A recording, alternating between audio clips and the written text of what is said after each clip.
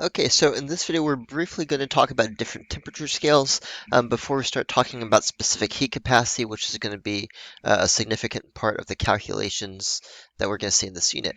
Okay, and so just to briefly talk about different temperature scales, some of these you're probably familiar with. In this country, we use the Fahrenheit scale. I will tell you that you will probably never see a problem involving Fahrenheit on any IB questions just because that's not a really scientific unit. It's one we use in this country, but most of the rest of the world uses the metric system and the Celsius temperature scale. So Fahrenheit is kind of defined in a weird way.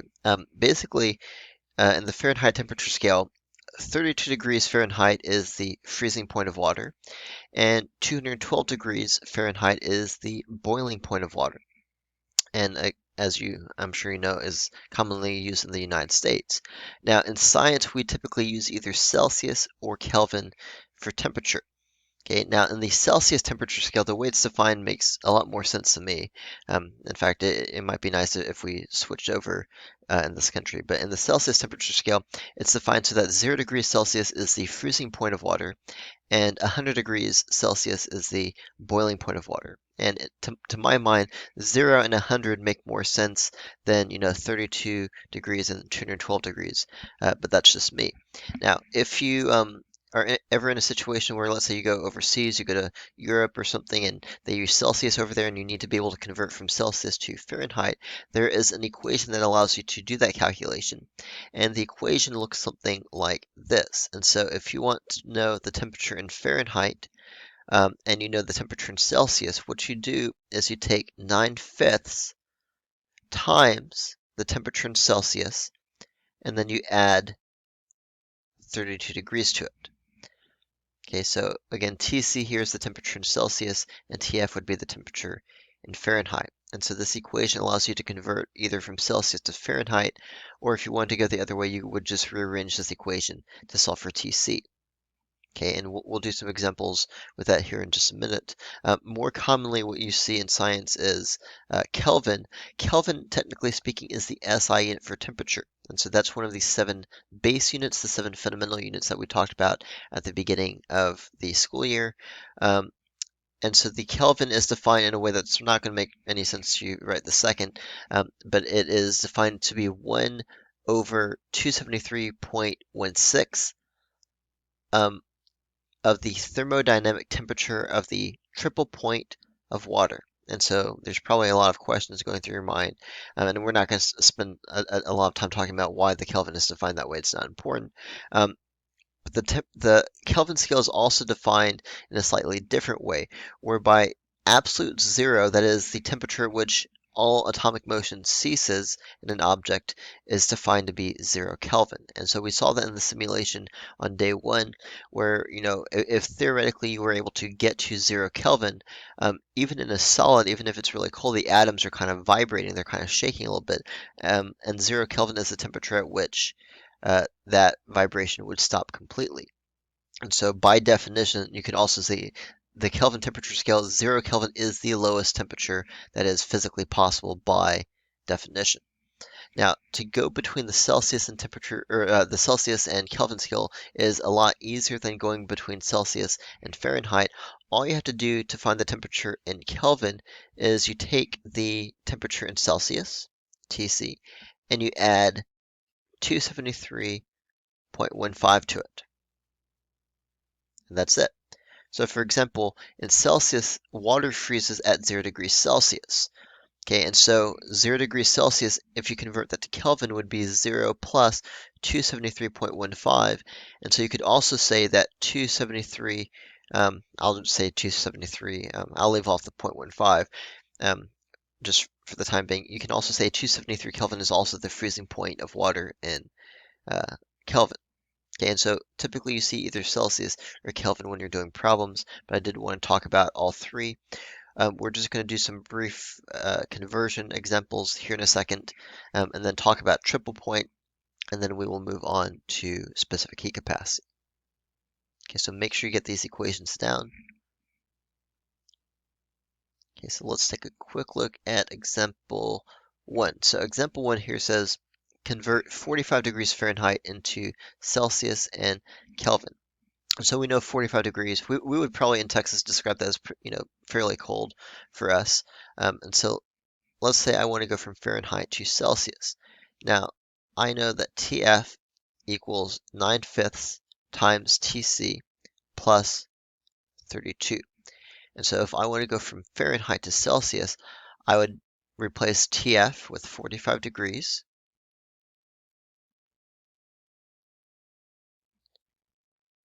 And then I would just do basic algebra. I would subtract 32 on both sides. So that would be, let's see, 13 equals 9 over 5 times TC. And then I would multiply both sides by 5 to get 65. And then I would divide both sides by 9. Okay, and so let me just stick that in my calculator really quick. 65 divided by 9 is 7.2 degrees Celsius. Okay, and so if you were to go to, let's say, England or France or something, and you turn on the weather and it says it's 7 degrees Celsius, yeah, it's cold, but I mean, it's not like, 7 degrees Fahrenheit is way colder than 7 degrees Celsius. Now, what if we want to go to Kelvin? Remember, to go from Celsius to Kelvin, all you're going to do is you're going to take the temperature in Celsius and add 273.15. And so that would be 7.2 plus 273.15. And if you leave off the 0.15, I'm not going to like count off or anything like that. That's kind of silly. Uh, but if you want to be completely correct, you would include it. So that would be 280.4 Kelvin. Okay, and so 280.4 Kelvin is approximately equal to 45 degrees Fahrenheit. Okay, so simple temperature conversion there.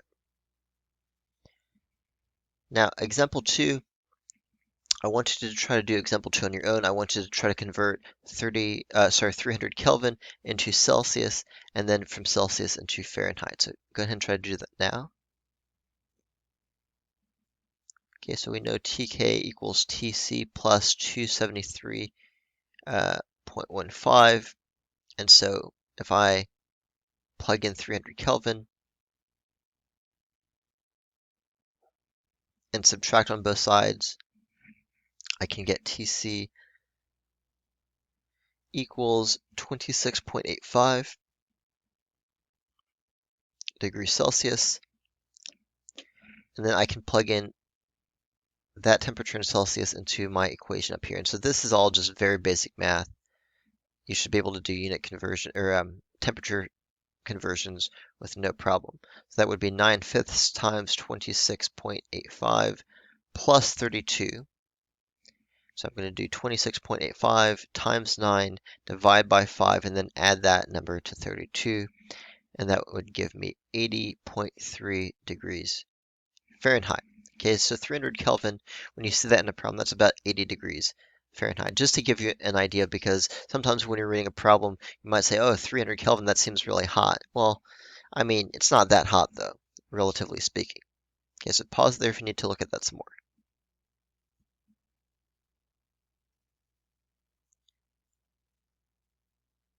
All right, so just really briefly, before we talk about specific heat capacity, I want to tell you more about this thing called triple point. And so we've already talked about why the Kelvin scale is considered the absolute temperature scale, because of absolute zero is the lowest possible temperature you could have in the universe.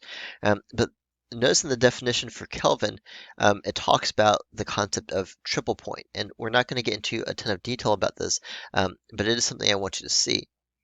So basically, for different materials, you can draw what's called a phase diagram. And a phase diagram, you can see down here in the bottom right, you have pressure on the y-axis and you have temperature on the x-axis. And you can see that depending on the pressure and depending on the temperature both, that kind of tells you whether you have a solid, liquid, or gas. And as you might suspect, generally speaking, the higher the temperature, you go from solid to liquid to gas. But what you might not have known is that pressure also plays a role in that. Okay, so when we say, for example, that water freezes at 0 degrees Celsius, that's at like normal pressure. And then if you were to change the pressure, it would change the freezing point of water or the boiling point of water, and so on. And so that's one reason why if you go up in the mountains and you're like, cooking food up there, water actually doesn't boil at 100 degrees Celsius when you go up high in the mountains because the air pressure is different up there. Anyway, but notice that there is a point at which these three regions, the solid, liquid, and gas region, all meet, and that is called the triple point. And basically, what the triple point is it is the uh, unique pressure and temperature at which a substance can kind of switch back and forth between a solid, liquid, and gas all at once. And so most of us, when we think about a phase change, we think, going from solid to liquid or liquid to gas. But at the triple point, you're kind of jumping back and forth between solid, liquid, and gas all at the same time. And it doesn't really have anything to do with the IB curriculum, but I did want you to check it out because it's like kind of cool to see. And for some reason, this is one of those things where everybody who takes IB physics, this is the thing they remember, even though in the grand scheme of the curriculum, it's not really important at all. It is kind of cool to see. So I'm going to link two videos so you can actually see what something looks like at its triple point, just for fun. So check those out. Okay, but now I want to move on and talk about specific heat capacity. As we go through the next couple slides, please make sure you take extra good notes because, of course, definitions are important. All right, so this first sentence here in the notes is probably kind of common sense, but it says adding heat to an object is going to increase its temperature. All right, makes sense. Now, how much heat, how much thermal energy it takes to raise the temperature by 1 degree um, depends on a couple different factors. Okay, it depends, first of all, it depends on the mass of the substance. Because if you imagine, like, let's say you've got like a small cup of water and a big cup of water, obviously to raise the temperature by 1 degree, you're going to have to add more heat to the bigger cup of water because, there's more there's more water that you got to heat. So it's more difficult to raise the temperature. It also depends on what the object is made of, what the material is, which has to do with something called specific heat capacity. Now, the symbol for specific heat capacity is a lowercase c. I don't like the word capacity in there because it makes people think like how much heat it can store, which has nothing at all to do with specific heat capacity. So I don't really know why the word capacity is in the name. In fact, in on-level physics, we don't even have the word capacity in it. We just say specific heat. And so this does not have anything to do with how much heat something can store. The way specific heat capacity is defined is this. The specific heat capacity, lowercase c, of a substance is defined as the amount of heat required to raise the temperature of 1 kilogram of that substance by 1 Kelvin or by 1 degree Celsius. Okay, make sure you get that down because, again, definitions are important. Now, what does that mean? Well, that means, let's say you have 1 kilogram of water and 1 kilogram of, let's say, like iron. If you add the same amount of heat to both, the iron is going to increase in temperature more than the water. And the reason for that is because the iron has a smaller specific heat capacity. All right, so in other words, the higher the specific heat capacity, the more difficult it is for the temperature of that substance to change. A lot of the time when you're doing problems with specific heat capacity, you have something that looks like this. This is just like a table or a chart that has specific heat capacities of different types of material. And so, for example, if you look at this chart, you see aluminum has a specific heat capacity of 900 joules per kilogram per Kelvin. And now, what does that mean? That means if I have 1 kilogram of aluminum and I add 900 joules of heat to it, the temperature of the aluminum is going to go up by 1 degree. Okay, that's what that number means. Whereas if I add 450 joules to 1 kilogram of iron, the temperature is going to go up by 1 degree. In other words, um, my aluminum takes twice as much heat to increase 1 kilogram by 1 degree compared to the iron. And so if you look at this chart, you can see some different trends. Look at the numbers that tend to be smallest on this chart, and you'll see things like tungsten, platinum, lead, silver, mercury. Metals tend to have a very low specific heat capacity, meaning that metals tend to very easily change their temperature, which is one reason why um, like cooking equipment is made out of metals because they have low specific heat capacity. Whereas things like water actually has one of the highest specific heat capacities. Everyone always like looks at the hydrogen like, wow, 14,000. Okay, but you're not around hydrogen that much, whereas you're around water all the time because we're made of water. We cook with water, we go swimming, whatever, we bathe with water. Water has one of the highest specific heat capacities in the world. Okay, and so one advantage of that, by the way, is the stability of the weather. And because what I mean by that is a lot of weather patterns, like the wind or hurricanes or tsunamis, comes from the oceans, which is made of water. And when there is a temperature fluctuation, that can cause really big storms. Luckily, the ocean temperature does not change that easily because water has a high specific heat capacity. And so if it changes by just a couple degrees, that could set off, some massive like hurricane or something.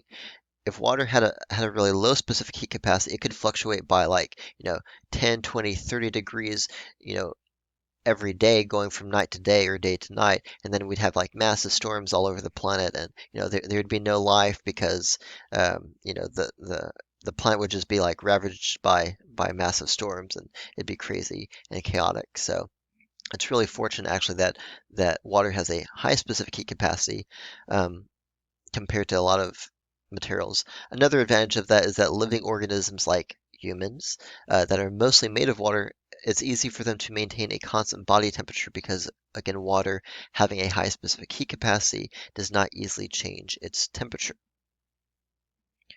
All right, so now that we've talked about specific heat capacity, let's do some calculations. And we're going to start off with pretty basic calculations. And when we do that, you might recognize this equation from chemistry. And so the first equation we're going to see with specific heat capacity is everyone's favorite chemistry equation, Q equals mc delta T, or what you might have called like MCAT, or there's different names for it. Okay, so this is the equation that relates heat to mass, specific heat capacity, and change in temperature. All right, Q equals mc times delta T.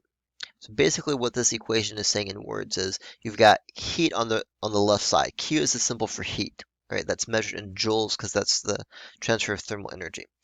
On the right side you have mass, specific heat capacity, and delta T is the change in temperature. Change in anything is always final minus initial temperature.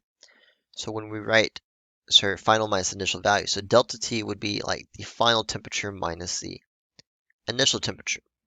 Okay, so in words, it's basically saying that if you add heat on the left, the temperature is going to change on the right based off of what the mass is and what the specific heat capacity are. Now, what are the units for specific heat capacity? So we've seen how to approach this type of problem before, where I ask you what are the units of something. You take the equation, which in this case is Q equals mc delta T, and you just plug in units into the equation. So Q is heat, so that's measured in joules because that's thermal energy. We know mass is kilograms, and if I want to know the unit for C, I'm going to leave that in there. And then temperature is measured in Kelvin. So if I want to get C by itself, C would have units of joules divided by kilogram and Kelvin, or joules per kilogram per Kelvin, like that. Okay, so that is the unit for specific heat capacity. Now, we're going to start off with some very simple calculations. We're not going to do anything with phase changes, which is going to be completely new to everybody because you don't do that in chemistry. But we're going to start off slow for now. Okay, as we do these problems, I want you to think conceptually. Don't get too focused on equations because really we're just using equations to help us like describe situations and things that are happening in problems. All right, so let's do some examples with specific heat capacity. All right, so example one. Example one says, how much thermal energy, that is, how much heat, is required to raise 5 kilograms of water, with a specific heat capacity of about 4,200, by 15 degrees Celsius. Kelvin. Alrighty, well, let's see. We've got the mass, we've got the specific heat capacity, and it says it's raising the temperature by 15 Kelvin. So there's not really like a final and initial temperature here. It's just saying the temperature is going up by 15 Kelvin. So we have Q equals mc delta T. We get the mass, we got the specific heat capacity, and we got the change in temperature. Okay, so example 1 could not be any easier of a problem. That's going to be 315,000 joules. Okay, and so that is going to be it for example 1. Simple example 1. Pause there if you need to look at that some more. All right, example 2. Let's step it up another notch. How much heat is released when a 12 kilogram piece of iron with a specific heat capacity of 450 at 250 degrees Celsius cools down to a temperature of 170 degrees Celsius? All right, first of all, right off the bat, somebody's going to ask, like, do we need to convert to Kelvin? Listen carefully because I always hate repeating the answer to this. When you're doing problems with a change in temperature, you can be in Celsius or you can be in Kelvin, and either way it's fine. Any equation that you use in this class that only has temperature has to be in Kelvin. If it has change in temperature, it can be in Celsius or Kelvin. So no, you don't have to convert from Celsius to Kelvin as long as you're using an equation with a delta T and not just a T by itself. All right, so anyway, we have the mass, we have the specific heat capacity. It says it starts at 250. So that's going to be the initial temperature, and it cools down to 170. Remember, delta T is always final minus initial. So we have a relatively straightforward calculation here. That's equals 12 times 450 times delta T, which is going to be 170 minus 250. Okay, so I'm going to plug that into the calculator. 12 times 450 times 170 minus 250, and I get negative 432,000 joules. Now notice I get a negative value here. So just to be really clear, heat is not a vector. Heat does not have direction per se.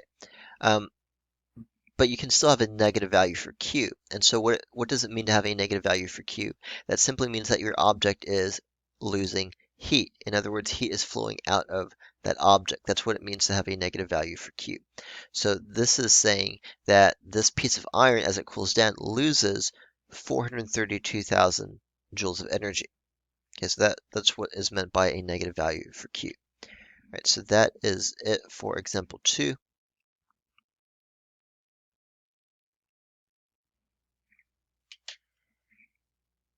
And I think we are going to go ahead and stop the video there and give you a chance to work on some basic practice problems. Now, we've only dipped our toe into the realm of specific heat capacity problems. We are going to start stepping it up a notch in the next 1 or 2 videos, and we're going to be adding things like phase change and multi-step problems and 2-object problems and all that stuff. And so I don't want you to get too comfortable, but I do want you to get used to doing basic calculations with this specific heat capacity problem. So I want you to work on your practice worksheets, your first 2 practice worksheets, involving thermal physics, and then we will take it up another notch in the next video. So, as always, please let me know if you have any questions, and I'll see you guys in the next video.